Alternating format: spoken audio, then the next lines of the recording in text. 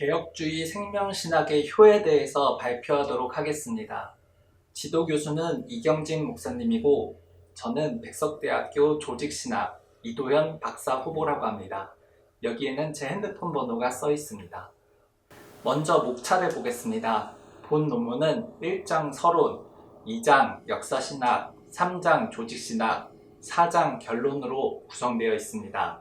먼저 서론은 부모 공경은 하나님의 생명 주권 아래에서 가정의 질서, 나아가 사회의 권위를 회복하는 데 중심적 역할을 한다고 정리하고 있습니다. 물론 결론도 이와 똑같은 결론으로 나오면서 제5계명 내 부모를 공경하라 출애굽기 20장 12절은 교회 공동체가 노인 공경을 포함한 우더른에 대한 경외의 윤리로 확장되어야 함을 명하며 기독교 차원에서 이 책임을 적극 감당하며 적용시킨다고 결론을 내고 있습니다.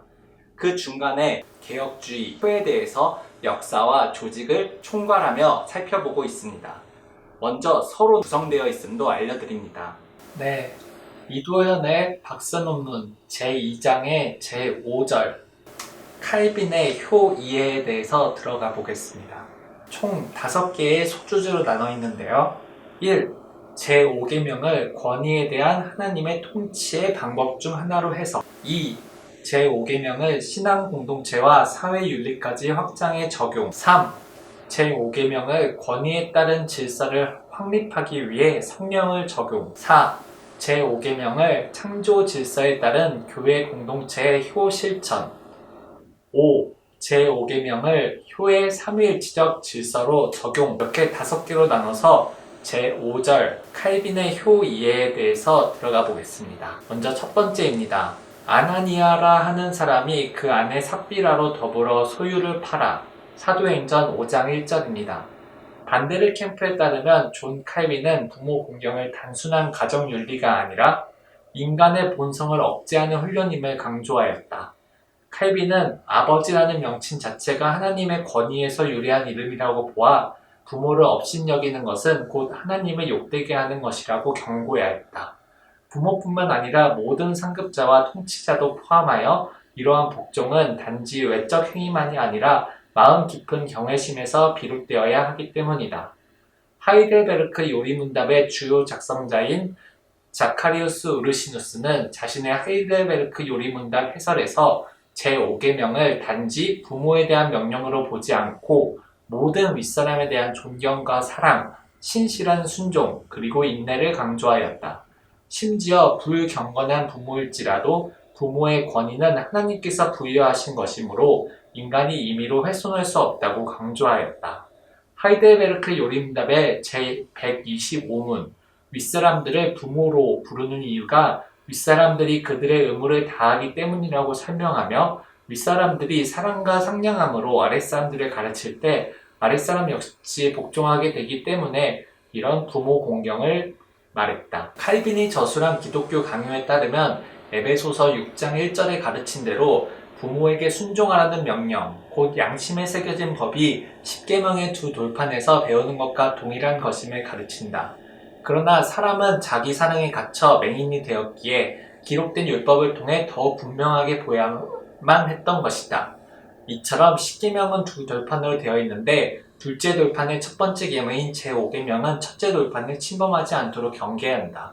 그 계명의 목적은 여호와 하나님께서 자신의 경륜이 유지되기를 기뻐하심으로 하나님께서 세우신 권위의 정도를 침해하지 않고 지키게 하는 데 있다. 흥미롭게도 유대 전통의 철학자 필로는 이 부모 공경 계명을 하나님께 대한 의무에 속하는, 즉 두 번째 돌판이 아니라 첫 번째 돌판의 일부 계명으로 간주하였다. 이는 이 계명의 신적 권위에 대한 의무와 인간에 대한 의무를 연결하는 성격을 지님을 보여준다. 여기서 제2로 이제 넘어가도록 하겠습니다. 바울은 자녀들아 너희 부모에게 순종하라. 주 안에서 이것이 옳으니라. 에베소서 6장 1절이라고 하며 제5계명이 교량 역할로 두 돌판을 연결시켜 율법 전체를 하나의 통합된 사랑의 계명으로 묶어준다고 본다. 우리의 수직적 경건 그리고 수평적 윤리와 분리될 수 없기에 그 접합점에서 부모 공경이라는 구체적인 실천이 놓여 있는 것이다. 토마스 왓스는 제5계명에 나타난 부모의 개념을 단순히 생물학적 부모에 국한하지 않고 확장하여 해석했다. 제5계명이 말하는 부모 공경의 본질은 삶의 영역에서 하나님의 질서를 배우는 훈련으로 보았다. 그는 아버지를 정치적 아버지로 묘사하면서 재판관 같은 정치적 지도자들은 하나님께서 질서와 평화를 위해 세우신 존재로서 국민을 정의와 선으로 인도하고 고아와 과부 같은 약자들을 보호할 책임을 지닌다고 보았다. 그 예로 욥기의 욥은 가난한 자의 아버지로서 의로운 통치를 한 것이 성경에 써 있다. 창조 질서의 회복을 요구하는 하이델베르크 요리문답 127문은 아랫사람들이 윗사람을 존경할 것을 명한다. 아랫사람들은 윗사람들을 위해 기도해야 하며 또한 그들의 명령과 조언에 순종하며 심지어 그들의 연약함도 감싸주어야 한다. 그러나 맹목적인 복종을 요구하는 것은 아니다. 하나님의 주권을 최우선에 둔다면 권위자에 대한 순종하는 것은 주 안에서 행할 때에만 유효할 것이다. 제5계명은 권위에 대한 순종의 한계 또한 내표하며 인간의 권위는 궁극적으로 하나님 아래에 제한된다. 왓슨은 아버지를 이사야 49장 23절에서 왕으로 부르는 것, 특히 양육하는 아버지라고 부른다. 이는 실제로 다윗, 히스기야, 요시야, 콘스탄틴, 테오도시와 같은 경건한 왕들의 사례를 통해서 사회 전체를, 국민을 신앙과 번영으로 확장한 사례들로 소개된다. 비록 현대사회에서는 권위 자체를 거부하고 평등만을 강조하는 경향이 있지만 개혁주의 윤리에서는 정당한 권위의 필요성을 인정하면서도 권위주의는 경계한다. 권위가 완전히 부정될 때는 오히려 혼란과 무질서가 초래되기 때문이다. 사사기 17장 6절에서 하나님의 성품을 반영하는 통치자가 부재하는 상황에서 발생한 무질서의 예시는 통치자의 존재가 공의로운 통치 질서 유지에 필요하다는 점을 강조한다. 3. 질서를 회복하려면 성령의 중심에 두고 적용할 필요가 있다. 건전한 질서에 권위를 부여하려면 하나님의 계시인 성경을 근거로 삼아야 하며 성경은 오직 성령의 감동을 통해서만 권위를 지니므로 에베소서뿐 아니라 구약에서 성령은 루하으로 세 가지 차원에서 어떻게 역사하는지 살펴볼 필요가 있다. 이명섭에 따르면 첫째, 루하은은 공기의 흐름이다. 둘째, 루하은은 성령을 독립적 인격체로 본다. 셋째, 루하은은 하나님 본인의 임재를 뜻한다. 이는 신약에서는 예수 그리스도를 머리로 하는 교회의 기초를 제공하는 것이다. 이사야서는 하나님의 통치를 양육하는 사람, 권위로 선포함, 공의의 질서를 일으킨다고 세 가지로 보았다. 에베소서 6장 4절 등에서 부모에게 자녀를 노엽게 하지 말고 주의 교훈으로 양육하라는 권면은 성령의 은사에 따른 사랑의 순종 안에서 상호적인 책임을 통하여 건전한 권위 구조를 세우고 유지하는 데 제5계명이 기여할 것임을 밝힌다. 사회 구조의 질서와 상호 책임의 윤리를 세우며 동시에 하나님의 최고 주권을 기억하게 함으로써 화해를 이루는 균형 잡힌 사회 윤리 지침으로 기능한다는 것이다. 4. 제5계명의 신학적 근거는 창조 질서와 교회 공동체의 효 실천이다.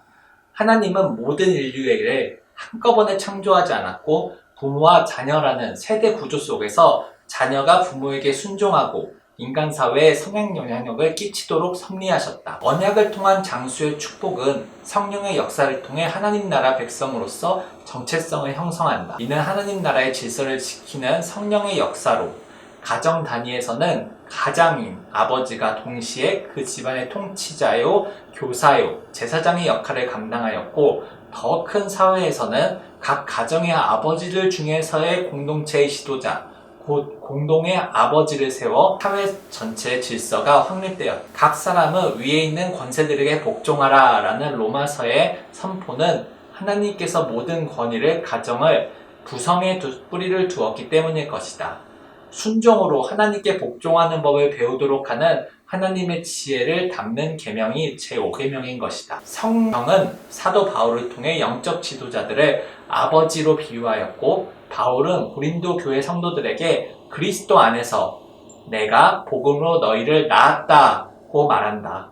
너희를 인도하는 자들에게 순종하고 복종하라고 하는 권면은 목회적인 권위가 하나님께로부터 위임된 것으로 목회자는 영적인 의미에서 성도의 부모이다.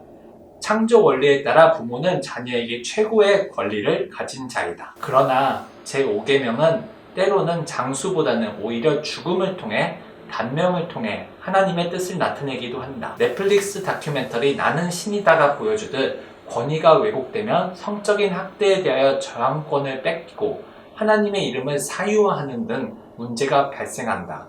박찬호에 따르면 칼빈은 제5계명이 주 안에서 공경해야 한다고 말하니 윗사람이 율법을 어기게 할 경우엔 참 아버지의 율법을 지키는 것이 더 낫다고 주장한다. 그럼에도 불구하고 제5계명의 복은 땅을 소유하는 하나님의 은혜를 넘어 그 땅에서 오랫동안 누리는 장수의 복을 약속한 것이다. 신앙 공동체를 세우는 핵심 윤리로서 삼위 하나님의 주권적 통치 구조를 반영하기에 바른 존중과 순종은 교회의 덕과 질서를 세운다. 5. 제5계명은 부모의 권위, 교회 지도자의 권위, 위정자의 권위, 그리고 삼위일체 하나님의 권위까지 확장된다. 권위자들 스스로 먼저 주께 받은 권위를 남용하지 않고 섬김과 본의로 양무리를 인도함으로써 성도들이 기쁨으로 순종할 수 있도록 해야 할 책임이 따른다. 단순히 오래 산다고 해서 그것이 축복은 아니며 하나님 나라의 질서 안에서 이해되어야 한다. 그럼에도 불구하고 제5계명과 권위 질서의 신학적 근거는 실천에서 증명된다. 이는 이스라엘의 가나안 전쟁사를 보면 여호수아와 장로들의 권위 질서를 따라 순종할 때 그 땅을 얻게 되고 그곳에서 누리는 축복의 이야기를 통해 순종하는 자에게 100배의 결실을 주신다는 것.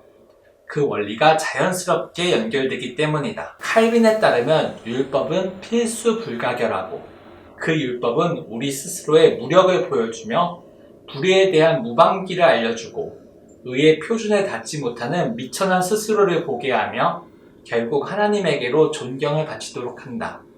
모든 사람을 공경하며 하나님을 두려워하라.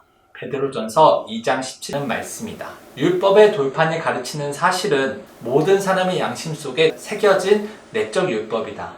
우리의 양심은 우리가 편안히 잠을 잘지 못 잘지 구분할 정도로 옳고 그름의 차이를 증거한다. 내적 율법이 불충분하다면 그것은 결국 자애, 교만, 무지와 같은 방해로 인한 것이며 이에 하나님은 더 명확하고 확실히 돌판에 기록된 율법의 증거를 준 것이다. 10계명 중 제5계명은 개인 윤리를 넘어서 공동체 구조와 하나님 주권 질서를 성령의 인도 속에서 하는 개혁주의 생명신학 실천운동이다. 오직 그리스도의 대속의 피만이 율법을 완성하며 사회 질서를 바로잡는다는 가정, 교회, 사회 전반에 적용되는 개혁주의 생명신학의 핵심 윤리이다. 나아가 권위 질서의 회복은 곧 복음이 널리 전파되도록 도와주며 교회 공동체를 건강하게 만든다. 사도행전 5장 42절로 제5절 칼빈의 효를 마치도록 하겠습니다. 저희가 날마다 성전대에 있든지 집에 있든지 예수는 그리스도라 가르치기와 전도하기를 쉬지 아니하니라. 아멘. 기도하겠습니다. 하나님 아버지,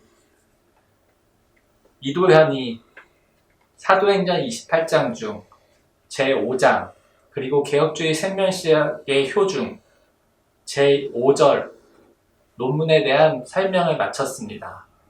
칼빈의 효는 결국 하나님의 권위를 인정하는 것, 비록 한계는 있지만 하나님의 뜻을 이루기 위해 율법에 순종하는 것임을 알게 되었습니다.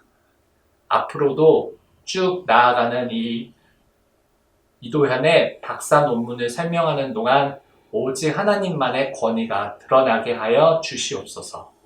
우리에게 항상 성령으로 위로해 주시는 예수님 이름으로 기도합니다. 아멘. 2025년 9월 28일 주일입니다. 고맙습니다.